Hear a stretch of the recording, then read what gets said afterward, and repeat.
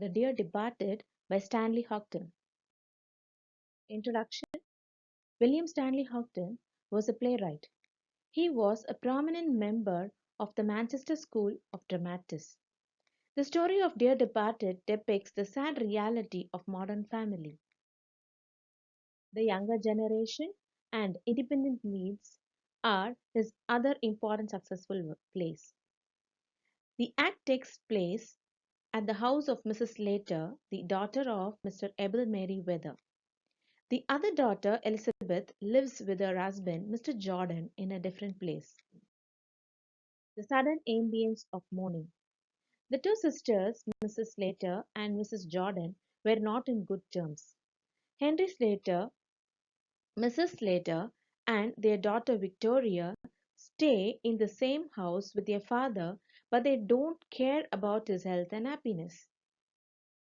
Mrs. Slater finds her father, Abel Mary Weather, lying motionless on his bed one day. She assumes that the father is dead and sends word for her sister Elizabeth.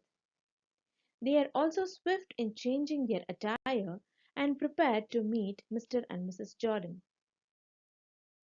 Greed of the sisters and the quarrel. Henry and his wife try to possess the things of her father for their own benefit. Mrs. Slater takes a slipper of the old man, though that doesn't fit Henry. Then the two move father's bureau to their room. Soon the sister comes to the house with her family. They give each other a cold look and waste no time in talking about the bestowal of their father's things. They finally end up with their father's insurance and were worried about their non payment. Mrs. Slater asks Victoria to go to her grandfather's room and bring the key, which she does reluctantly. The shock and surprise. Victoria comes back yelling and saying that the grandfather is alive. Mrs. Slater and Mrs. Jordan get the jolt of shock and surprise together when they see their father walking down the stairs. Mr. Abel was most surprised to see his estranged daughter in the house in the mourning clothes. Suddenly he sees that Henry is wearing his slippers and his bureau downstairs. The truth is exposed, and the father is devastated by their lack of compassion and care for him. They again started to quarrel for his wealth and finally calmed down everything. Instead, he tells them about his decision, which is a paining action to both the daughters. Conclusion.